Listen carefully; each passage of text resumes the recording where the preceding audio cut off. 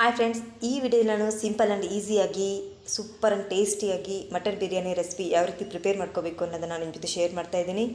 Welcome to Dhanyash channel. ಇದಕ್ಕೋಸ್ಕರ ನಾನು 1 kg mutton ತಗೊಂಡಿದ್ದೀನಿ.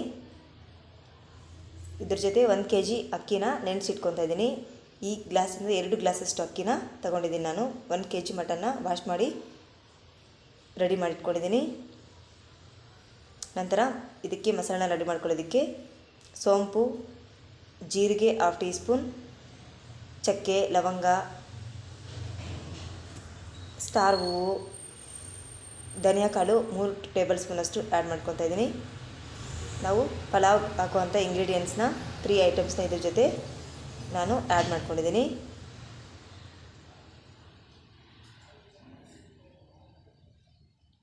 ಈಗ ಇದನ್ನೆಲ್ಲನೂ ಕೂಡ ಸ್ವಲ್ಪ ಫ್ರೈ ಮಾಡ್ಕೋಬೇಕು.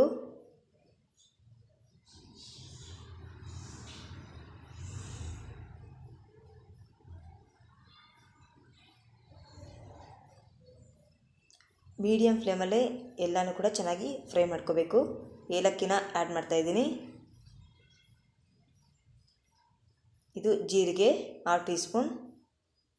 ಈಗ ಇದನ್ನೆಲ್ಲನೂ ಕೂಡ ಪೌಡರ್ ಮಾಡಿ ಸೈಡ್ಗೆ ಇಟ್ಕೊಂಡಿದ್ದೀನಿ. ನಂತರ ಒಗ್ಗರಣೆನ ಹಾಕ್ಕೊಳ್ಳೋದಕ್ಕೆ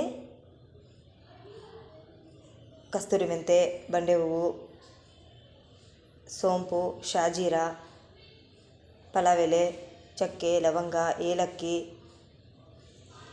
ಜಾಪತ್ರೆ ಎಲ್ಲನೂ ಕೂಡ ರೆಡಿ ಮಾಡಿಟ್ಕೊಂಡಿದ್ದೀನಿ. ಈಗ ಸ್ಟವ್ ಆನ್ ಮಾಡಿ ಕುಕ್ಕರ್ ಇಟ್ಟು 200 ml ಅಷ್ಟು ಆಯಿಲ್ನ ಆ್ಯಡ್ ಮಾಡ್ಕೊಂಡಿದ್ದೀನಿ. ನಂತರ ನಾವು ರೆಡಿ ಮಾಡ್ಕೊಂಡಿರುವಂಥ ಎಲ್ಲ ಇಂಗ್ರೀಡಿಯೆಂಟ್ಸ್ನ ಅದ್ರ ಜೊತೆ ಆ್ಯಡ್ ಮಾಡ್ಕೊತಾ ಇದ್ದೀನಿ. 2 ಈರುಳ್ಳಿನ ಕಟ್ ಮಾಡಿ ರೆಡಿ ಮಾಡಿಟ್ಕೊಂಡಿದ್ದ ಆ ಒಂದು ಈರುಳ್ಳಿನ ಕೂಡ ಆ್ಯಡ್ ಮಾಡ್ಕೊತಾ ಇದ್ದೀನಿ. ಈರುಳ್ಳಿ ಸ್ವಲ್ಪ ಆಯಿಲಲ್ಲಿ ಚೆನ್ನಾಗಿ ಫ್ರೈ ಆದ ನಂತರ 1 ಟೊಮೆಟೊನ ಕಟ್ ಮಾಡಿ ಆ್ಯಡ್ ಮಾಡ್ಕೊತೀನಿ. ತುಂಬಾ ಸಿಂಪಲ್ಲಾಗಿ ಹೋಟೆಲ್ ಸ್ಟೈಲ್ ರೀತಿಯಲ್ಲಿ ನಾವು ಮನೆಯಲ್ಲೇ ಪ್ರಿಪೇರ್ ಮಾಡ್ಕೋಬೋದು. ಈಗ ಟೊಮೆಟೊನ ಒಂದನ್ನು ಆ್ಯಡ್ ಮಾಡಿದ್ದೀನಿ.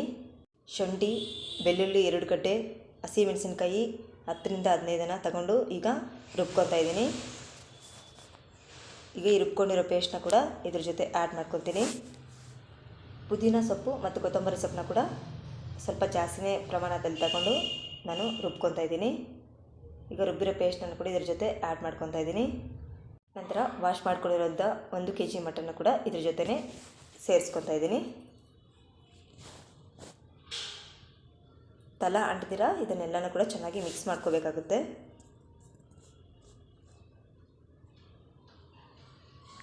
ಈಗ ರುಚಿಗೆ ತಕ್ಕಷ್ಟು ಉಪ್ಪನ್ನು ಕೂಡ ಆ್ಯಡ್ ಮಾಡ್ಕೊಂಡಿದ್ದೀನಿ. ನಂತರ ನಾವು ರೆಡಿ ಮಾಡ್ಕೊಂಡಿರೋಂಥ ಒಂದು ಗರಂ ಮಸಾಲ ಪೌಡರ್ ಇತ್ತಲ್ಲ, ಅದು 1 ಸ್ಪೂನಷ್ಟು ಮಾತ್ರ ಆ್ಯಡ್ ಮಾಡಿದ್ದೀನಿ. ಅಕ್ಕಿ 2 ಗ್ಲಾಸ್ ತೊಗೊಂಡಿದ್ದೀನಲ್ಲ, ಅದಕ್ಕೆ ನಾನು 1 ಗ್ಲಾಸ್ ಅಕ್ಕಿಗೆ 1.5 ಗ್ಲಾಸಷ್ಟು ನೀರನ್ನು ಸೇರಿಸ್ಕೊತೀನಿ. ಈಗ ಟೋಟಲ್ 3 ಗ್ಲಾಸಷ್ಟು ನೀರನ್ನು ಆ್ಯಡ್ ಮಾಡ್ಕೊಂಡಿದ್ದೀನಿ. ಈಗ ಇದನ್ನು 3 ವಿಸಿಲ್ ಕೂಗಿಸ್ಕೊಂಡ ನಂತರ ಕುಕ್ಕರ್ ಕ್ಯಾಪ್ನ ಓಪನ್ ಮಾಡಿ ನಾನು ನೆನೆಸಿಟ್ಕೊಂಡಿದ್ದೀನಲ್ಲ ಆ ಒಂದು ಅಕ್ಕಿನ ಇದ್ರ ಜೊತೆ ಆ್ಯಡ್ ಮಾಡ್ಕೊತೀನಿ. ನಾವು ಬಿರಿಯಾನಿ ಯಾವಾಗಲೇ ಮಾಡಲಿ ನಾವು ಫಸ್ಟೇ ಅಕ್ಕಿನ ನೆನೆಸಿಟ್ಕೋಬೇಕಾಗುತ್ತೆ. ನಾನು 2 ಗ್ಲಾಸ್ ಅಕ್ಕಿನ ನೆನೆಸಿಟ್ಟಿದ್ನಲ್ಲ, ಆ ಒಂದು ಅಕ್ಕಿನ ಇದ್ರ ಜೊತೆ ಆ್ಯಡ್ ಮಾಡಿ ಸಾಲ್ಟ್ನ ಚೆಕ್ ಮಾಡಿಕೊಂಡು ಪುನಃ 2 ವಿಸಿಲ್ನ ಕೂಗಿಸ್ಕೊತೀನಿ. ಈ ರೀತಿ ನೀವು ಮಟನ್ ಬಿರಿಯಾನಿನ ಪ್ರಿಪೇರ್ ಮಾಡೋದ್ರಿಂದ ಟೇಸ್ಟ್ ಮಾತ್ರ ಅದ್ಭುತವಾಗಿರುತ್ತೆ. ನೀವು ಒಮ್ಮೆ ರೆಸಿಪಿನ ಟ್ರೈ ಮಾಡಿ ಯಾವ ರೀತಿ ಬಂತು ಅಂತ ನಾನು ಕಾಮೆಂಟ್ ಬಾಕ್ಸಲ್ಲಿ ಕಾಮೆಂಟ್ ಮಾಡಿ. ಅದೇ ರೀತಿ ನೀವು ಫಸ್ಟ್ ಟೈಮ್ ನನ್ನ ಚಾನಲ್ ನೋಡ್ತಾ ಇದ್ದರೆ ಪ್ಲೀಸ್ ಲೈಕ್ ಮಾಡಿ, ಶೇರ್ ಮಾಡಿ ಆ್ಯಂಡ್ ಸಬ್ಸ್ಕ್ರೈಬ್ ಮಾಡ್ಕೊಳ್ಳಿ. 2 ವಿಸಿಲ್ನ ಕೂಗಿಸ್ಕೊಂಡ ನಂತರ ಕುಕ್ಕರ್ ಕ್ಯಾಪ್ನ ಓಪನ್ ಮಾಡಿ ಎಲ್ಲನೂ ಕೂಡ ಚೆನ್ನಾಗಿ ಮಿಕ್ಸ್ ಮಾಡ್ಕೋಬೇಕಾಗುತ್ತೆ. ನೋಡಿ, ಜ್ಯೂಸಿಯಾಗಿ ಸೂಪರಾಗಿದೆ ಫ್ರೆಂಡ್ಸ್. ಮಟನ್ ಬಿರಿಯಾನಿ ಅಂತೂ ಸೂಪರಾಗಿ ಬಂದಿದೆ. ಇಷ್ಟೇ ಫ್ರೆಂಡ್ಸ್ ಮಟನ್ ಬಿರಿಯಾನಿ ರೆಸಿಪಿ ಮಾಡುವಂಥ ವಿಧಾನ. Thank you so much for your watching. Bye friends.